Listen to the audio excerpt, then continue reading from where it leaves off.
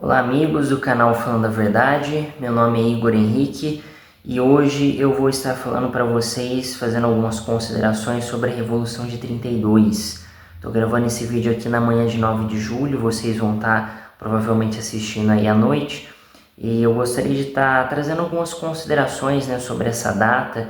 Hoje é feriado aqui no estado de São Paulo, em outros estados vizinhos e outras partes do Brasil as pessoas muitas vezes se perguntam o que foi esse evento, o que aconteceu. Tem aqui ao meu fundo a insígnia, a bandeira paulista, e eu gostaria de estar trazendo para vocês aí algumas considerações sobre o que foi, o que não foi esse evento e como que ele se conecta aí com a nossa realidade, com o nosso Brasil atual. Então, em primeiro lugar, vamos entender a Revolução de 32. Inclusive, indico para você que se interessa pelo tema, quer saber um pouco mais aprofundado sobre os eventos que aconteceram ali naquela época, eu vou indicar para vocês a compra desse livro aqui, o 1932, São Paulo em Chamas, que foi escrito aí pelo jornalista Luiz Otávio de Lima, e que é um livro belíssimo, uma homenagem aí muito digna do que foram aí esses eventos. Aqui atrás tem também aqui a imagem dele, do autor. Ele é um livro que tem inclusive uma seção aqui ilustrada com várias fotos, várias ilustrações, imagens aqui sobre anúncios, coisas aí da época. E eu li ele, é um livro excelente e está aí disponível por um preço até acessível, uns 30 e poucos reais você consegue comprar pela internet. Então eu indico para vocês o livro 1932, São Paulo em Chamas.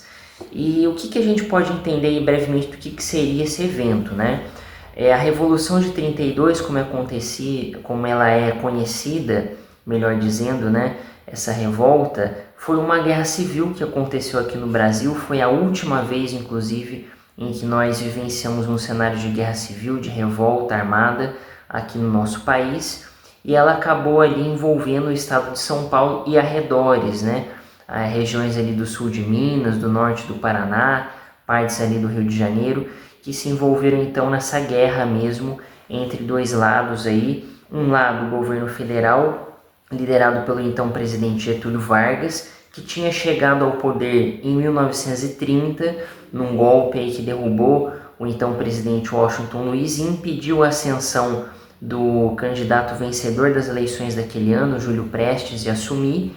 E do outro lado você tinha, nessa revolta de 32, os paulistas, que eram liderados pelo governador Pedro de Toledo, e também ali tinha a participação da polícia estadual, das forças voluntárias que se juntaram e que tinham por objetivo derrubar o governo Getúlio Vargas. Isso porque, quando Vargas ele assumiu o poder em 1930, ele fez isso dentro de uma situação ali de uma revolta, porque ele tinha perdido as eleições, ele tinha disputado a presidência com o Júlio Prestes na época, só que o Júlio Prestes era o candidato governista, apoiado pelo Washington Luiz, e ao perder, o Vargas ele acabou juntando ali setores da sociedade, políticos, pessoas ali que estavam insatisfeitas com aquelas eleições que tinham indícios de fraudes, que tinham todo um mecanismo político da época estava sendo contestado.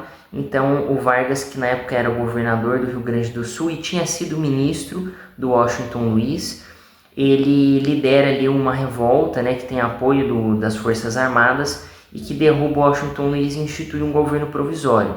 O problema é que ao longo desses anos, que esses 2 anos aí que se passaram desde 1930, o Vargas ele não teve nenhuma iniciativa real de transição de poder. Então ele não fez nenhuma constituição, ele não fez nenhuma alteração política significativa para que houvessem eleições. Ele praticamente começou a governar por decretos e, pior ainda, ele depôs todos os governadores estaduais, sejam eles aliados ou mesmo opositores, e nomeou para os estados interventores, que eram o quê? Governadores indicados pelo Vargas para poder governar em seu nome ali nos estados. São Paulo, inclusive, nesse período, entre 1930 e 32, ele teve 6 interventores que foram indicados aí pelo Vargas, mostrando como que era um período ali de turbulência, de instabilidade dentre eles o João Alberto, que foi um dos piores governadores do estado de São Paulo, que ficava ali estimulando greves, que apoiou o Partido Comunista ali que estava nascendo no estado, foi um péssimo administrador da parte econômica. E além disso, São Paulo acabou caindo numa decadência muito grande desde que o Vargas assumiu o poder, porque se até então São Paulo e Minas eram os principais estados de onde saíam os políticos que governavam, que faziam as leis, com o Vargas no poder, São Paulo ficou de escanteio e sofreu muito ali com a crise econômica de 29, né? Sofreu ali com essa perda de prestígio político. Só que não só por isso, né? A Revolução de 32 ela surgiu de uma decepção dos paulistas em relação ao que o Vargas ele tinha prometido de mudança da realidade política e econômica, que não aconteceu. Então ali no dia 23 de março, né, você teve uma grande mobilização da população paulista. Aliás, me desculpe, 23 de março não, 23 de maio, houve ali um grande comício na capital paulista que acabou levando aí 4 pessoas à morte no confronto com apoiadores ali do Vargas, né, da chamada Legião Revolucionária, que era uma milícia pró-varguista, e ali teve um tiroteio ao final daquele comício que levou à morte de 4 pessoas, né, um fazendeiro, teve lá um ajudante de farmácia, né, que era o Drauzio. Enfim, a morte desses 4, as siglas, né, dos sobrenomes, dos nomes deles, acabou levando à criação de uma milícia chamada MMDC, que tinha como objetivo fazer uma revolta mesmo contra o governo, que ela foi considerada a gota d'água ali das atitudes tirânicas do Vargas, e ali iniciou-se uma revolta, né? E nesse processo, o Pedro de Toledo, que era o governador, o interventor indicado pelo Vargas aí para São Paulo, ele acabou abraçando esse sentimento de revolta ali do povo paulista, e a maior parte das Forças Armadas, da polícia de São Paulo, acabou se juntando e formando um exército mesmo revolucionário que começou a lutar para tentar depor o Vargas. Inicialmente tinha uma expectativa de que outros estados se juntassem, isso porque não só em São Paulo, mas houve protestos em Minas Gerais, no Rio de Janeiro, no Rio Grande do Sul também. Um general lá ele prometeu que mobilizaria forças para apoiar São Paulo. No estado do Mato Grosso, né, no sul lá do estado do Mato Grosso, que na época era um só, houve ali também uma promessa do Bertoldo Klinger, que era o comandante das tropas naquela região, de que ele traria também homens para a luta, mas acabou que essas revoltas elas foram sendo reprimidas nos demais estados aí pela polícia, e não houve um empenho real aí de outros estados, de outros governadores para apoiar São Paulo. Então no final São Paulo acabou lutando sozinho. O Mato Grosso do Sul ele foi criado nesse ano de 32 pelos próprios rebeldes locais, só que eles não apoiaram em armas, né? Os paulistas eles ficaram meio que neutros ali, e nesse processo a revolta acabou sendo reprimida, né, pelo Getúlio Vargas. As forças governistas elas não chegaram a tomar a capital paulista, porém os confrontos ali eles se deram de tal maneira que em 2 de outubro a própria polícia, né, de São Paulo acabou traindo o movimento, acabou se entregando, se rendendo e prendendo aí o Pedro de Toledo. E infelizmente a revolução ela acabou chegando ao fim, né? Esse termo de revolução é um nome que tá um termo, né, que estava muito na moda na época. Qualquer revolta, golpe era chamado de revolução. Tanto é que quando Vargas ele chega ao poder em 1930, isso também é chamado de revolução, né? Mas apesar dos nomes, essa revolta de 32, ela teve como principal objetivo trazer de volta a ordem constitucional, ou seja, por fim aquele governo de decretos, aquele governo de tirania como era visto, né, o governo do Vargas, e trazer de volta a ordem constitucional, as eleições, o respeito ali à representatividade, né, a possibilidade de eleger de novo os seus representantes, mas acabou aí sendo derrotada, né?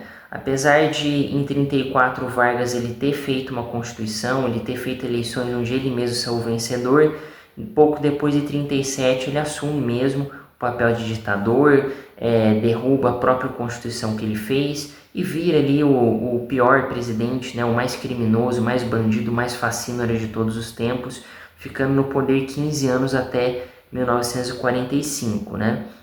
Agora, o que realmente foi a Revolução de 32, né? Para além desse breve histórico aí que eu mencionei.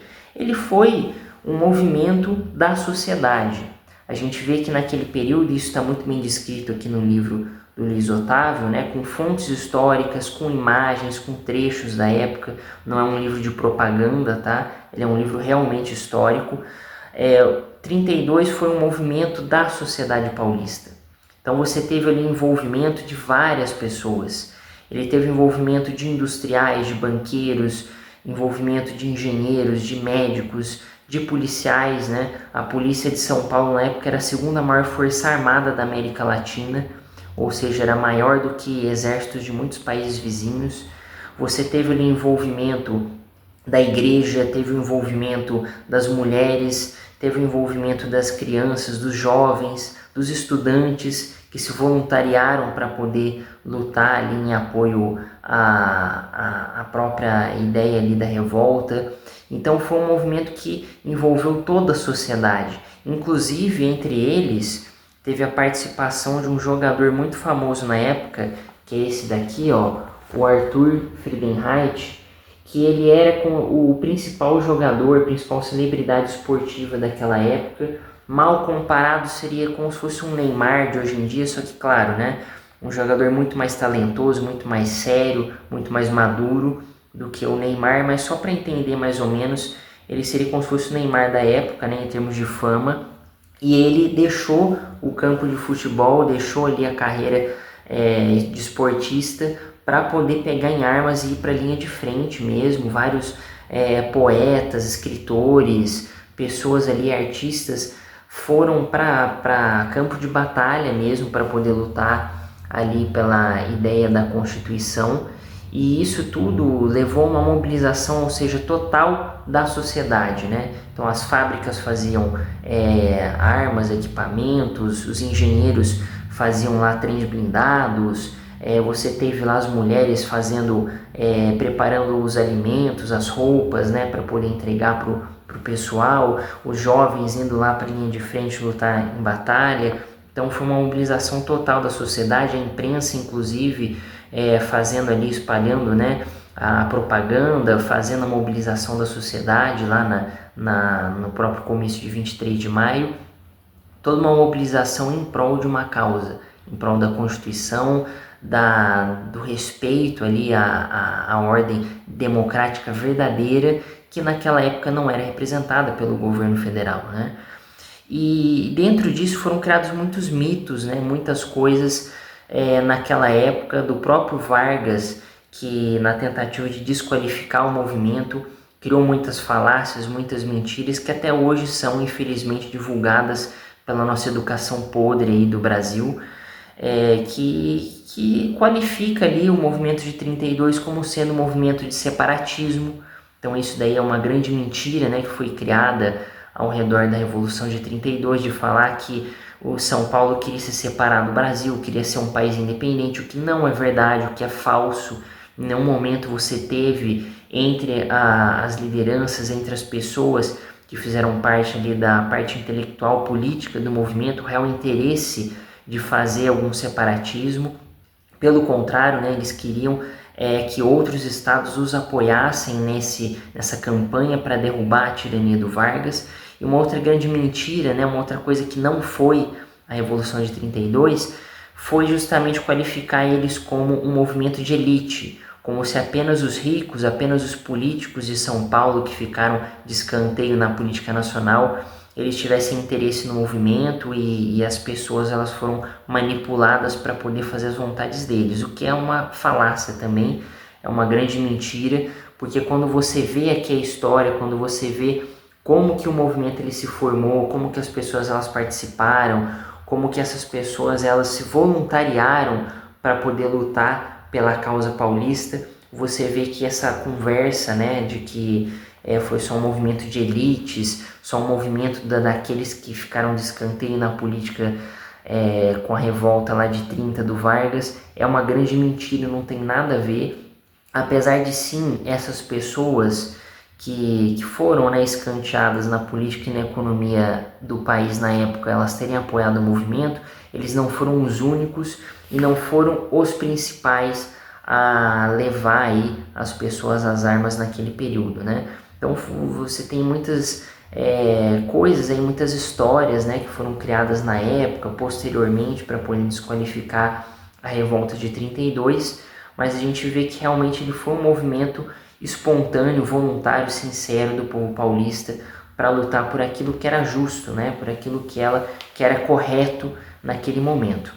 E agora fazendo um paralelo aí com os dias de hoje, né, a gente sabe que uma cidade ou outra às vezes faz alguma homenagem, tem muitas estátuas, né, muitos monumentos espalhados aí pelo Brasil, né, aliás, pelo estado de São Paulo, pelas cidades paulistas, mas assim, o movimento de 32 ele é muito desconhecido, as pessoas elas não sabem muito bem do que se trata, veem só como mais um feriado qualquer, nem dão muita importância para isso, mas ele é um movimento que traz aí paralelos, né, com a nossa sociedade brasileira hoje, que mostra como que a gente está imerso numa situação aí de decadência total, né?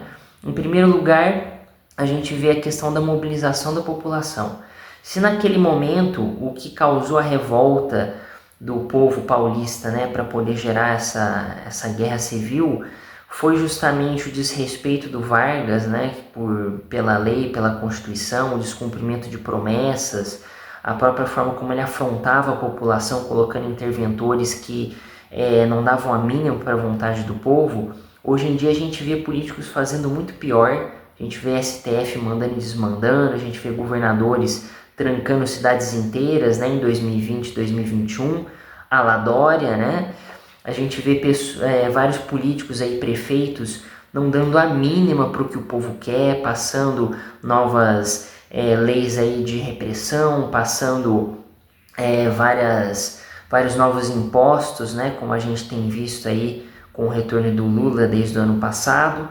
E isso é um tipo de coisa, né, que se hoje em dia no máximo provoca aí reclamação na internet, provoca aí postagem em Facebook ou até algum protestinho com faixinha, cartazinho, protestinho pacífico nas ruas, naquela época não, né? Naquela época o povo paulista tinha hombridade, tinha vergonha na cara e ia pra rua para poder fazer a diferença. Naquela época você tinha ali o povo paulista assumindo a liderança, né, do respeito à verdadeira ordem política. Enquanto hoje você tem aí políticos dizendo que defendem a democracia, que defendem o Estado democrático de direito, mas na prática só enchem o bolso, só afrontam a população, só mascaram as atitudes tirânicas deles. Naquele momento não, né? Naquele momento você tinha um ou outro político que tinha vergonha na cara, que fazia as coisas corretamente. O próprio Pedro de Toledo na época, né? Apesar de ter sido indicado pelo Vargas para o cargo de interventor, ele se virou contra o Vargas e abraçou a causa paulista, abraçou o povo paulista e fez o que era certo, liderou a revolta, que era o que era correto naquele momento. Eu me pergunto se hoje qualquer um dos últimos 3, 5 governadores de São Paulo teriam o caráter e a vergonha na cara de apoiar o povo paulista contra ações tirânicas do governo federal. A gente sabe muito bem a resposta, né? A gente sabe como que o Dória agiu lá na época dos fechamentos, né? Vamos dizer assim, lá de 2020, deixando a economia em frangalhos, trancando todo mundo sem qualquer respaldo real de que aquilo funcionaria, de que aquilo aplacaria a situação sanitária que se vivia naquele momento. A gente vê aí o Tarcísio Gomes hoje, né? Com essa conversinha fiada de ser uma pessoa ali que está pelo bem de São Paulo, que conversa com todos os lados políticos, que está conversando, bajulando Lula por pragmatismo político, balela, mentira, né? A gente sabe muito bem que essa conversa de pragmatismo político nada mais é do que um teatro, né, para justificar ações aí estapafúrdias de políticos hoje em dia. E naquela época não, né? A gente vê como que hoje os políticos estão completamente desconectados da sociedade, se na época o Pedro de Toledo ele se voltou contra aquele que colocou ele no cargo de governador, hoje em dia é o contrário, são os governadores que ficam cada vez mais de costas para a população, cada vez mais de costas para a realidade política, para os anseios daqueles que os elegeram. Então veja que vergonha, né? Uma pessoa que foi indicada para o cargo se volta contra aquele que o indicou para apoiar o povo. Hoje em dia é o contrário. Aqueles que são eleitos pelo povo se voltam contra o povo para poder apoiar STF, para poder apoiar mais imposto, para poder apoiar toda sorte de patifaria contra o povo, né? Outra coisa que escancara também a Revolução de 32 é como que a mídia ela se transformou num instrumento do Estado, né? Porque se naquele momento lá os jornais, as rádios, toda a mídia, né, os jornalistas, a maior parte deles pelo menos, estavam ao lado do povo, também ali mostrando, escancarando a vergonha que era o governo do Vargas e apoiando ali o movimento de 32, hoje em dia o que a gente vê? As emissoras, os jornais, os blogs aí da mídia fazendo justamente o contrário, né? Fazendo justamente a promoção daquilo que os políticos vendem como sendo democrático, daquilo que os políticos vendem como sendo correto, acobertando o STF, colocando todos aqueles que criticam, que falam contra determinados governantes ou políticos como sendo antidemocráticos, né? Fazendo todo esse jogo sujo que a gente sabe que a mídia faz.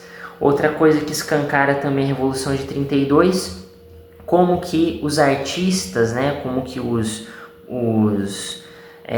famosos, os jogadores daquela época são bem diferentes dos de hoje, né? Se naquele momento os jogadores como o próprio Friedenreich, os artistas, os poetas, os escritores, eles apoiaram o movimento indo pessoalmente lá, agindo em prol, né, da revolta, ou mesmo financiando, patrocinando.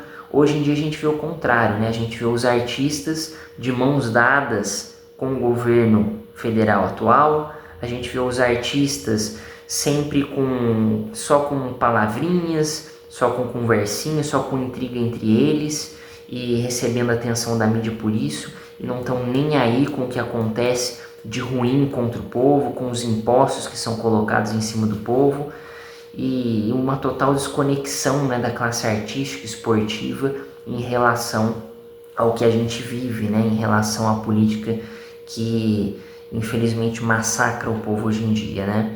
E não só isso, você vê aí também a própria questão de como que naquela época você tinha esse conceito, né, de que se você queria uma mudança política, se você queria uma ação real, que algo acontecesse, que os tiranos eles fossem depostos, você tinha que ir para a rua, você tinha que fazer acontecer, né? E hoje não. Hoje a gente delega isso para um político, delega isso para um ex-presidente que na hora H deixou o povo na mão e fugiu, né? A gente delega isso para deputados que fazem discursos inflamados lá na Câmara, lá na Assembleia Legislativa, mas que pelas costas estão lá tomando cafezinho com a oposição, porque são todos um só, né? A gente vê gente que no máximo quer ir lá para a porta de quartel, ficar chorando, implorando para que militares façam alguma coisa, sendo que quem tem que fazer é o próprio povo, ou então que vai lá, igual a gente viu 8 de janeiro, vai lá fazer bagunça, zona lá em Brasília, mas que só faz um quebra-quebra, mas não tem um objetivo, não tem uma liderança, não tem nada, entra, destrói e vai embora. Ou seja, uma vergonha, né? A sociedade brasileira se desfigurou completamente, e não é por falta de exemplo, né? Porque exemplos tiveram dos heróis lá de 32 que fizeram a diferença e que infelizmente foram traídos, né? Porque a rendição de 2 de outubro de 32 do movimento paulista, ela foi feita pelas lideranças da polícia de São Paulo. Foram os líderes, os oficiais do exército revolucionário, né, que era lá a polícia estadual, que se renderam ao governo do Vargas. Ainda que o estado tivesse vários voluntários e a maior parte do território ainda sob o comando paulista. Então você vê, sob o argumento de que a revolta não daria em nada porque não teve apoio dos outros estados, a polícia se rendeu, deixou o povo na mão. E você vê que hoje em dia não é muito diferente, né? Até nisso daqui é um pouco parecido.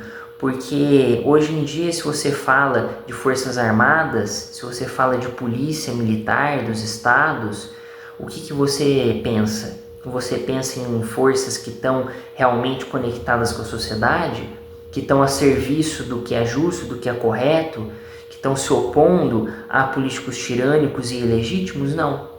Hoje em dia, se você fala de forças armadas, de polícia, você fala em forças totalmente subservientes a políticos, de generais que batem continência para políticos questionáveis, né? De forças armadas que ficam completamente inertes, que lavam as mãos mesmo diante do clamor da sociedade para se fazer alguma coisa. Então, assim, a gente vê uma total desconfiguração da sociedade, né? Uma total decadência, um abandono total de qualquer esperança de alguma mudança. As pessoas acham que só apertar um botãozinho, reclamar na internet, no máximo sair com faixinha o suficiente para mudar o Brasil. E nós vimos aí claramente, né, depois de tudo que aconteceu em 2022, tudo que vem acontecendo desde 2023, que não é bem assim que acontece, né? E 32 fica aí como um exemplo da última vez, né, que os brasileiros, não só os paulistas, mas os brasileiros tiveram honra, vergonha na cara de fazer alguma coisa, de ir para as ruas com arma na mão e de agir em prol de uma mudança política, de agir em prol ali de alguma coisa significativa para que o povo ele pudesse ter ali uma situação de vida melhor, né?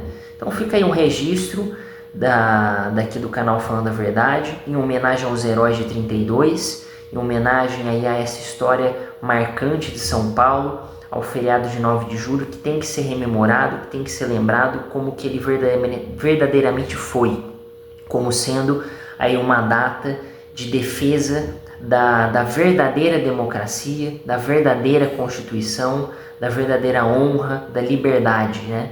E não do que hoje se chama aí de democracia falsamente em vão, que é esse governo de vergonha que a gente tem, não só hoje, mas nas últimas décadas, né? O Brasil entregue a políticos patifes que pisam em cima do povo só para sustentar o próprio ego, a própria vontade de poder, de dinheiro, que é um vexame, né?